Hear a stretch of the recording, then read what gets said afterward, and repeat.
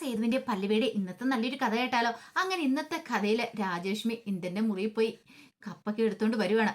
അപ്പൊ പാറു പറഞ്ഞു ശരിയാ, ഇന്ദന് ചായ കൊടുത്തിട്ടുണ്ടായിരുന്നു. പക്ഷെ എങ്കിലും എങ്ങനെ സംഭവിച്ചു? പാറു വീണത് ഒരു പക്ഷെ ഇന്ദ്രൻ കണ്ടിട്ടുണ്ടായിരിക്കോ എന്നൊരു ചിന്തയൊക്കെ രാജലക്ഷ്മിയുടെ മനസ്സിൽ ഒരു കരടായിട്ട് കിടക്കുവാണ്. ആ സമയത്ത് സേതുവും പല്ലവിയും ലക്ഷ്മിയമ്മോട് സംസാരിക്കുകയാണ്. അപ്പോഴേക്കും മൂർത്തി പറഞ്ഞു, എനിക്കൊരു കാര്യവും പറയാനുള്ളൂ. അതെ, സമാധാനപരമായിട്ട് സംസാരിക്കണം, അല്ലാതെ അതും ഇതും പറഞ്ഞിട്ട് അങ്ങോട്ടും ഇങ്ങോട്ടും വഴക്കുണ്ടാക്കിയിട്ട് കാര്യമില്ലെന്ന് പറയണം. സേതു പറഞ്ഞു, സമാധാനപരമായിട്ട് സംസാരിക്കാൻ തന്നെ ഞങ്ങൾ വന്നിരിക്കുന്നേ. പക്ഷേങ്കില് അതിന് അമ്മ തയ്യാറല്ലല്ലോ എന്ന് പറഞ്ഞു. അമ്മ എന്ത് പരിപാടിയായി കാണിക്കുന്നേ? അമ്മയ്ക്ക് ചേർന്ന പണിയാണത്. അവരെയൊക്കെ അമ്മ എന്തിനാ ഇറക്കി വിട്ടേന്ന് ചോദിച്ചു. അത് കേട്ട് കഴിഞ്ഞപ്പോ ലക്ഷ്മിക്ക് അങ്ങോട്ട് ഇഷ്ടപ്പെട്ടില്ല. ലക്ഷ്മി പറഞ്ഞു, അതെ, ഇനി അവരിവിടെ വേണ്ട. ഇവിടെ മറ്റേ അധികാരങ്ങളും കാര്യങ്ങളൊക്കെ ഞാനാ നോക്കുന്നതെന്നൊക്കെ പറയണം. പല്ലേ പറഞ്ഞു, എന്താ അമ്മ ഇങ്ങനെയൊക്കെ പറയണേ? അവരെ ഇവിടെ നിന്ന് ഇറക്കി വിട്ടിട്ടുണ്ടെങ്കിൽ അവരെങ്ങോട്ട് പോകാനാ? അവരെങ്ങോട്ട് പോയാലും എനിക്ക് പ്രശ്നമില്ല. പക്ഷെ അവരിവിടെ വേണ്ടാന്ന് പറഞ്ഞു. അപ്പോഴേക്ക് സേതു പറഞ്ഞു, അച്ഛനെ എഴുതി വെച്ച വിൽപത്രം, ആ വിൽപത്രത്തിന് മേലെ ഒരു കോർട്ട് ഓർഡർ ഉണ്ടാക്കിയിട്ടാണ് അമ്മ ഈ കളികളൊക്കെ കളിച്ചുകൊണ്ടിരിക്കുന്നത് എന്ന് പറഞ്ഞുകൊണ്ട് അച്ഛന്റെ മക്കളല്ലാതാവുന്നില്ലല്ലോ. ആ സമയം പല്ലേ പറഞ്ഞു, അമ്മ ഇങ്ങനെയൊന്നും ചെയ്യരുത്. ഇതൊക്കെ ക്രൂരതയാ ചെയ്യുന്നേ. ഒന്നുമല്ലേലും ഇത്രയും കാലം ഇവിടെ ജീവിച്ച സ്ത്രീയല്ലേ പൂർണ്ണിമ. അപ്പോൾ ഒരു നിമിഷം കൊണ്ട് അവരിവിടെ ഇറക്കി വിട്ടു. ഇവിടെ നിന്ന് ഇറക്കി വിട്ടു. പിന്നെ അവരുടെ മക്കളെയും ഇതൊക്കെ ചെയ്യുന്നത് ശരിയാന്ന് അമ്മയ്ക്ക് തോന്നുന്നുണ്ടോ എന്നൊക്കെ ചോദിക്കുകയാണ്. അപ്പോഴേക്കും മൂർത്തി ഇടയ്ക്ക് കയറി സംസാരിക്കാൻ തുടങ്ങി. അപ്പോഴേക്കും പല്ലി പറഞ്ഞു, മൂർത്തി അങ്കളെ പ്ലീസ്, ഞങ്ങൾ അമ്മയോടൊന്ന് സംസാരിച്ചോട്ടെ. ഈ സമയത്ത് ലക്ഷ്മി അമ്മ എങ്ങോട്ട് എഴുന്നേറ്റു. ലക്ഷ്മി അമ്മ എഴുന്നേറ്റിട്ട് പറഞ്ഞു, എനിക്കാരെ നോക്കേണ്ട കാര്യമൊന്നുമില്ല. അല്ലെങ്കിലും ഈ പറയുന്ന മാധവമേനോന്റെ മക്കളെയൊന്നും എനിക്ക് പരിഗണിക്കേണ്ട കാര്യമില്ല എന്ന് പറയണം. പൂർണിമ അവരെ എന്റെ ജീവിതം താർത്തവള. എന്നെ ഇവിടുന്ന് ചവിട്ടി അരച്ച് വിട്ടവള. പിന്നെ അവളെ ഞാൻ ഇവിടെ കയറ്റി വാഴിക്കണോ? എനിക്ക് അവരുടെ മക്കളൊന്നും ഒരു പ്രധാനമല്ലെന്ന് പറയണം. എനിക്ക് ഈ മാധവമേനന്റെ മക്കളൊന്നും ഒന്നുമല്ലെന്ന് പറയണം. അതെനിക്കറിയാം. അതുകൊണ്ടാണല്ലോ അമ്മ എന്നെ ഉപേക്ഷിച്ച് കളഞ്ഞെന്ന് സേതു ചോദിച്ചു. ഇത് കേട്ട് കഴിഞ്ഞപ്പോ ലക്ഷ്മി പറഞ്ഞു, നിന്നെ ഉപേക്ഷിച്ചാണോ അതോ മാധവേട്ടൻ നിന്നെ എനിക്ക് വിട്ടുതരാത്താണോ? അത് കേട്ട് കഴിഞ്ഞപ്പം സേതു പറഞ്ഞു, അമ്മ കൂടുതലൊന്നും പറയണ്ട. എനിക്കൊരു കാര്യം മാത്രമേ പറയാനുള്ളൂ. എന്താണെങ്കിലും ഇവിടുന്ന് ഇറക്കി വിട്ടവരെ ഇവിടെ കയറ്റി താമസിപ്പിക്കണം. അത് കേട്ട് കഴിഞ്ഞപ്പോൾ ലക്ഷ്മിയ പറഞ്ഞു, അതൊന്നും പറ്റുന്ന കാര്യമല്ല. പല്ലേ പറഞ്ഞു, അമ്മ ഇങ്ങനെ വാശി പിടിക്കാതെ. മാക്സിമം ലക്ഷ്മിയമ്മയുടെ മനസ്സ് മാറ്റാൻ ശ്രമിക്കുന്നുണ്ട്. പക്ഷെ ലക്ഷ്മിയമ്മ അടുക്കുന്നില്ല. ലക്ഷ്മിയമ്മ ദേഷ്യപ്പെട്ട് തന്നെ നിൽക്കുകയാണ്. അപ്പോഴേക്കും പല്ലേ പറഞ്ഞു, അമ്മ തന്നെ ഒന്ന് ആലോചിച്ച് നോക്കിയേ, അമ്മ ചെയ്യുന്നത് ശരിയാണോന്ന്. സേതു പറഞ്ഞു, അമ്മ ഇപ്പൊ എടുത്ത തീരുമാനം ഉണ്ടല്ലോ, അതൊട്ട് ശരിയായ തീരുമാനമല്ല. മാധവമേനന്റെ ഭാര്യ എന്ന ലേബിൽ വെച്ചോണ്ടല്ലേ അമ്മ കളിച്ചോണ്ടിരിക്കുന്നത്. അങ്ങനെയാണെങ്കിൽ മാധവമേനന്റെ മകൻ എന്ന അവകാശത്തോട് കൂടിയിട്ട്, എല്ലാ അധികാരത്തോടും അവകാശത്തോടും കൂടിയിട്ട് പൂർണ്ണിമനെ മക്കളെ ഞാൻ ഇവിടെ കയറ്റി പാർപ്പിക്കും. എന്നോട് കളിച്ചിട്ടുണ്ടെങ്കിൽ എങ്ങനെയാന്ന് അമ്മേനെ കാണിച്ചു തരാം എന്നും പറഞ്ഞിട്ട് സേതു പുറത്തേക്ക് ഇറങ്ങി പോവാണ്. അപ്പോഴേക്കും പല്ലവി പിന്നാലെ ചെന്നിട്ട് സേതുവിനോട് പറഞ്ഞു, സേതുവേട്ടാ വേണ്ട പല്ലവി, അങ്ങനെ തോൽപ്പിക്കാന്ന് ആരും കരുതണ്ട. യുദ്ധത്തിന് ഇറങ്ങിയിട്ടുണ്ടെങ്കിൽ യുദ്ധം ജയിച്ചിട്ടോ ഇനി ഒരു മടങ്ങിപ്പോക്കൊള്ളെന്ന് പറയണം. അപ്പോഴേക്കും പൂർണ്ണിമ വന്നിട്ട് ചോദിച്ചു, എന്താ സേതു ഇത് എന്തായെന്ന് ചോദിക്കുകയാണ്. അമ്മ വിഷമിക്കൊന്നും വേണ്ട, നമ്മൾ ആരും ഇവിടുന്ന് ഒരിടത്തേക്കും പോകാൻ പോകുന്നില്ല, ഇവിടെ തന്നെ താമസിക്കുവാന്ന് പറയണം. ആ സമയം ഇന്ദ്രൻ പറഞ്ഞു, നിന്റെ കാര്യം നീ സേഫാക്കി, നീ ഇവിടെ താമസിക്കും. പക്ഷെ മറ്റുള്ളവരുടെ കാര്യമോ അതെന്താന്ന് ചോദിക്കുകയാണ്. അത് കേട്ടപ്പോ സേതു ഒന്നും മിണ്ടിയില്ല. നിനക്ക് ഉത്തരവില്ലല്ലേന്ന് ചോദിക്കുകയാണ്. അപ്പോഴേക്കും ലക്ഷ്മിയമ്മ അകത്തുനിന്ന് നിങ്ങളുടെ ഇറങ്ങി വന്നു. ലക്ഷ്മിയമ്മ വന്നിട്ട് പറഞ്ഞു, എന്റെ മാധവേണ്ടൻ ചോരയാണ് സേതു, അതുകൊണ്ട് സേതുവും പല്ലവി ഇവിടെ നിന്നോട്ടെ, ബാക്കിയുള്ളവരൊന്നും ഇവിടെ നിൽക്കേണ്ടെന്ന് പറയണം. അത് കേട്ട് കഴിഞ്ഞപ്പോഴത്തേനും എല്ലാവരുടെയും മുഖത്തൊരു ഞെട്ടലുണ്ടായി. പിന്നീട് ലക്ഷ്മിയമ്മ പറഞ്ഞു, അതെ, ഈ പൊന്നുമരത്തിന്റെ ലീഗൽ കസ്റ്റോഡിയൻഷിപ്പ് ഞാൻ കോടതിയിൽ നിന്ന് വാങ്ങിച്ചിരിക്കുന്നതാണ്. അതുകൊണ്ട് ആ കോർട്ട് ഉത്തരവിന് മേലെ ഇനി ആർക്കെങ്കിലും എന്തെങ്കിലും ഉണ്ടെങ്കിൽ നിങ്ങൾ പോയി അതിനെതിരെ ഇത് വാങ്ങിച്ചോണ്ട് വാ. കാരണം ഒരു വിൽപത്രമൊക്കെ എഴുതിയിട്ടുണ്ടെന്ന് പറഞ്ഞല്ലോ. അങ്ങനെ വിൽപത്രത്തിൽ പറയുന്ന പോലെ നിങ്ങൾ മക്കളാന്ന് തെളിയിക്കുന്ന എന്തെങ്കിലും കാര്യമുണ്ടോ? അങ്ങനെയാണെങ്കിൽ കോർട്ടിൽ പോയി തെളിയിച്ചിട്ട് വാ. അപ്പൊ നിങ്ങൾക്ക് ഞാൻ എന്താ ചെയ്യേണ്ടതെന്ന് പറഞ്ഞുതരാം. നിങ്ങൾക്ക് വേണ്ടതൊക്കെ ഞാൻ വിട്ടുതരാന്ന് പറയണം. അല്ലാതെ ഒരുത്തരെ ഞാൻ ഇവിടെ ജീവിക്കാൻ സമ്മതിക്കില്ല. പല്ലവി സേതു മാത്രം മതി, ബാക്കിയുള്ളവർക്ക് ഇവിടെ നിന്ന് ഇറങ്ങാന്ന് പറയണം. അത് കേട്ടപ്പോ പൂർണ്ണിമ പറഞ്ഞു, അതെങ്ങനെ ശരിയാവും എന്ന് ചോദിക്കണം. ദേ പൂർണ്ണിമ, നീ കൂടുതലൊന്നും പറയണ്ട. എനിക്ക് എന്റെ ജീവൻ തന്നെ നഷ്ടപ്പെട്ടത് അറിയാലോ. ഞാൻ ഇവിടെ നിന്ന് ഇറങ്ങണ സമയത്ത് എന്റെ പിന്നാലെ ആരും വന്നിട്ടില്ല. ഞാൻ എങ്ങോട്ടാ പോയെന്ന് അന്വേഷിച്ചുകൊണ്ട് അറിയാലോ.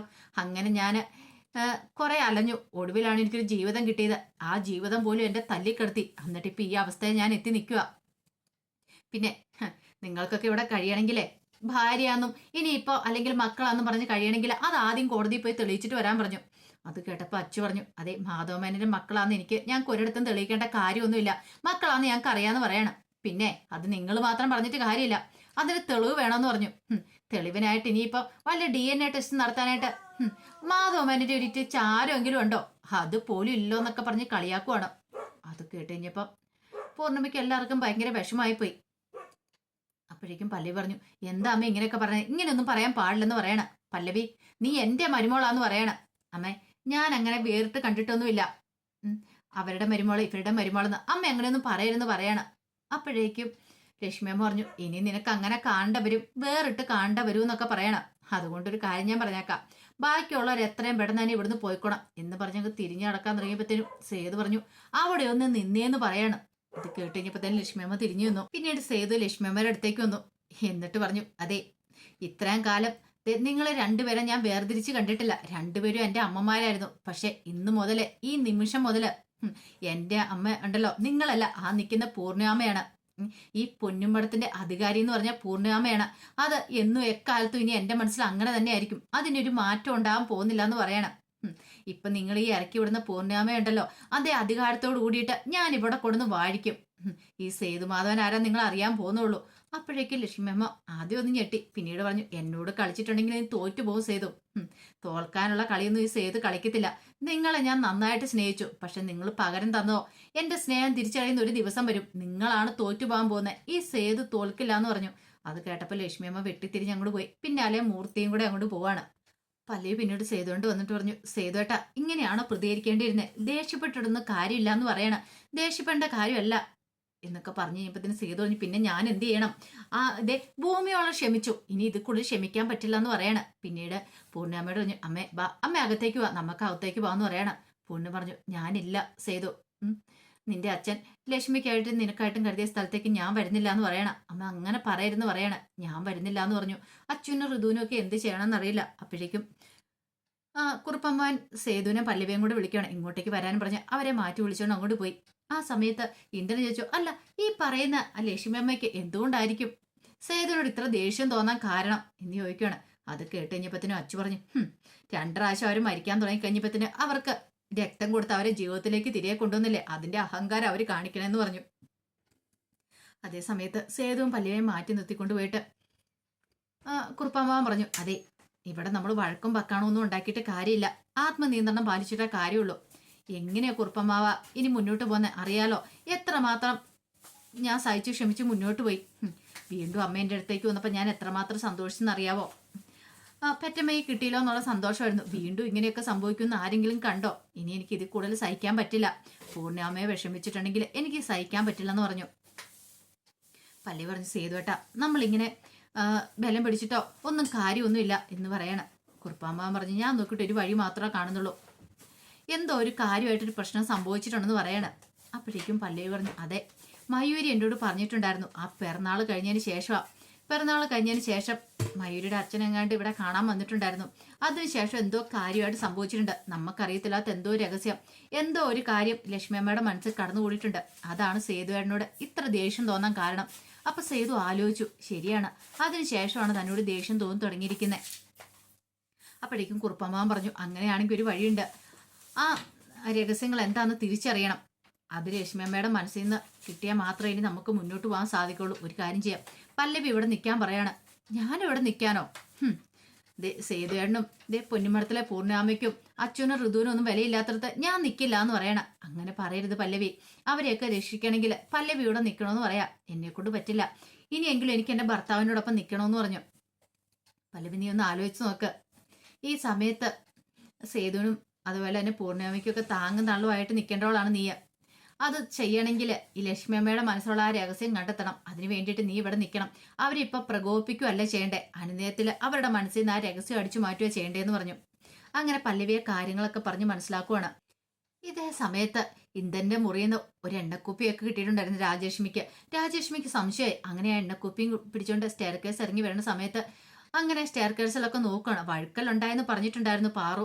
അങ്ങനെ നോക്കി വന്നു കഴിഞ്ഞപ്പത്തിനും പെട്ടെന്ന് രാജേഷ്മി വീഴാൻ തുടങ്ങി. നോക്കി കഴിഞ്ഞപ്പോൾ അവിടെ എണ്ണ വീണിട്ടുണ്ട്.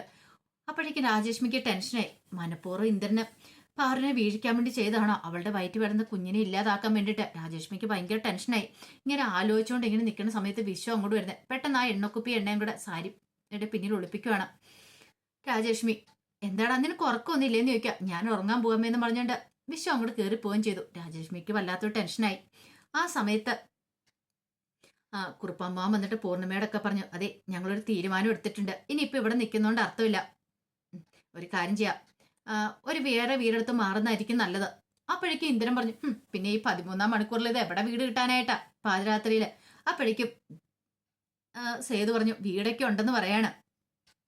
ഓ, നീ ഒരു വാടക വീട് എടുത്തിട്ടുണ്ടല്ലോ, അതായിരിക്കും ഇല്ലേന്ന് ചോദിക്കുകയാണ്. ഇന്ദ്രൻ പറഞ്ഞു, പൂർണ്ണാമേ അങ്ങനെ പോവരുത്. ദേ പൂർണ്ണിമയുടെ ഭർത്താവ് മാധവമേനോന് പൂർണ്ണിമയ്ക്കും മക്കൾക്കും താമസിക്കാനായിട്ട് ഉണ്ടാക്കിയിട്ട വീടല്ലേ, ഇവിടുന്ന് ഇറങ്ങിപ്പോയാൽ എങ്ങനെയാ ശരിയാവുന്നതെന്ന് ചോദിച്ചു.